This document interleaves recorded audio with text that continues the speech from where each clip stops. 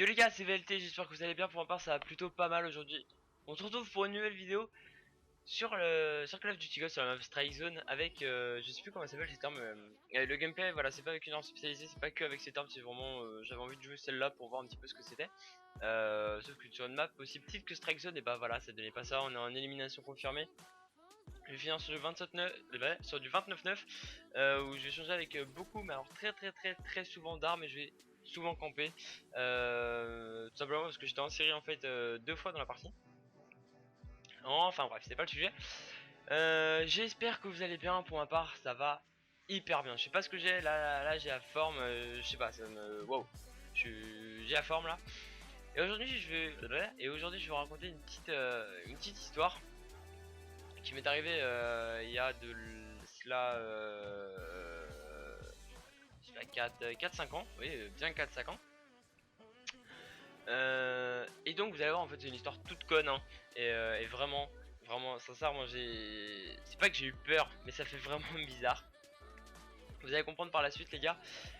Donc en fait faut savoir que l'histoire elle se situe il y a 4 ans en arrière, donc c'est à dire que j'en ai 16 maintenant.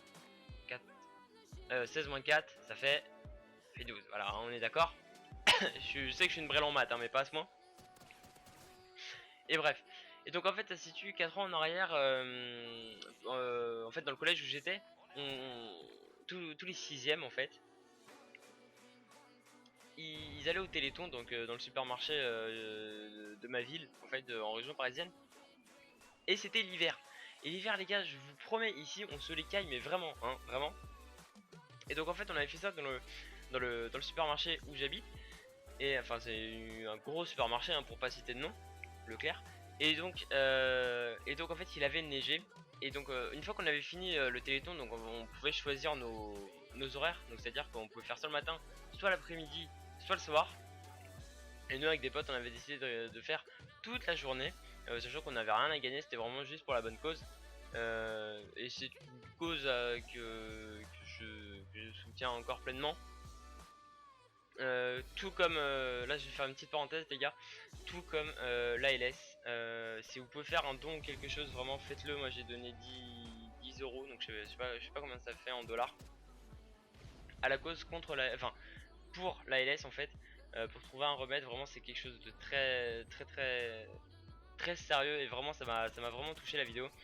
Si vous savez pas ce que c'est l'ALS, je pense qu'il y a des personnes, il y a d'autres vidéos sur YouTube qui seront plus personnalisées, plus plus renseigné que moi, dont la vidéo de Bibix. Je la mettrai dans la description. Et ça vraiment les gars, c'est vraiment une vidéo qui m'a touché énormément de voir le mec en fait littéralement mourir devant nos yeux. Enfin bref, fin de la parenthèse. Et donc en fait je soutenais le Téléthon tout. Et donc ensuite une fois qu'on avait fini le soir, donc vers 18h, parce qu'en fait il me gardait pas genre vers 22h et tout, on avait fini à 18h et on s'était assis en fait. Si vous voulez, il y a un bar tabac, on s'était assis. Et puis on faisait des boules de neige et tout, et on les lançait sur les panneaux hein. Vous voyez des petites gamineries comme ça, voilà, tout se fait quand on était gosse. Bon, je dis pas maintenant que j'ai 20, je dis pas que je suis vieux hein, voilà, j'en fais encore des conneries, mais voilà, c'est des petites conneries comme ça qu'on faisait sans se soucier de l'importance qu'il y avait. Et au fur et à mesure en fait on commençait à, si vous voulez, il y a un petit parc, enfin pas un parc, une forêt juste à côté. Et la forêt vraiment elle était plein de neige. Mais quand je dis plein de neige les gars, c'est genre on s'enfonçait, on en avait jusqu'aux genoux, sans exagérer les gars hein, je vous promets, vraiment jusqu'aux genoux. Et donc en fait on était allé là et tout, on avait fait une bataille de boules de neige avec d'autres gars d'une autre école en fait qui étaient venus, on les avait appelés nos potes et tout. On avait fait une bataille de boules de neige.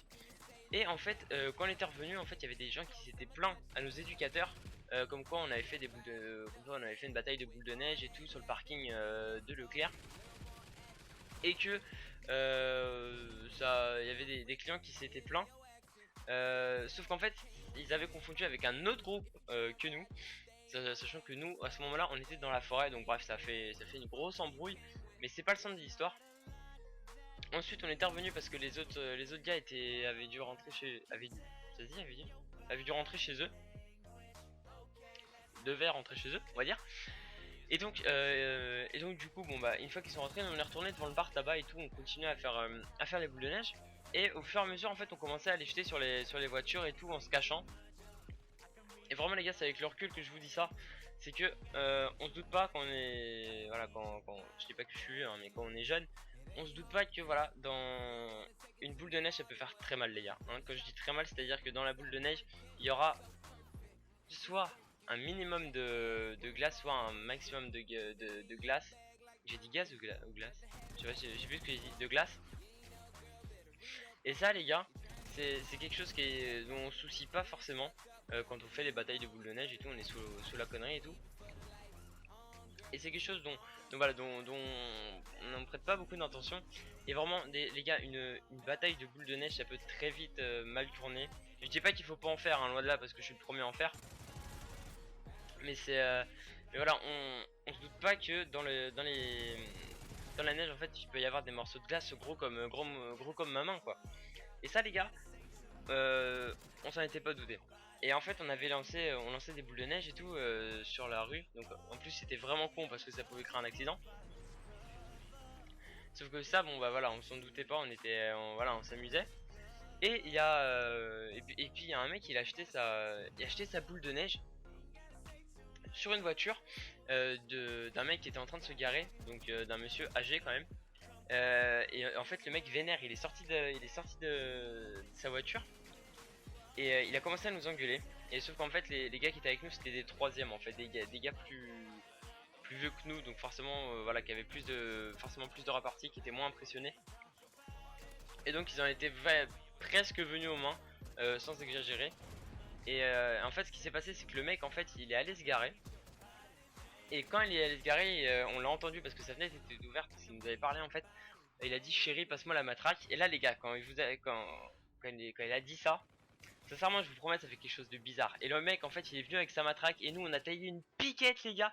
Mais je vous dis pas, je crois que j'ai taillé la plus grosse piquette de ma vie. Et ça franchement on s'en doutait mais vraiment pas. Et je vous le dis c'est carrément con. Et ça fait pas peur. Mais vraiment tu sais quand t'as 12 ans et tout, un mec qui te court dessus avec une matraque sincèrement, ça te fait quand même bizarre, tu vois pas ça tous les jours. Donc voilà. Sur ce, j'espère que vous avez aimé cette petite histoire. J'en ferai d'autres une toutes les semaines. Je vous invite à vous abonner, à liker, à partager et à commenter, à vous abonner aussi, à faire tourner. Ça va faire 2 fois que je le dis, hein, mais à faire tourner. Et sur ce, je vous dis à de nouvelles aventures, on va dire, hein, de nouvelles vidéos. Je vous dis à la prochaine. Allez, ciao, peace.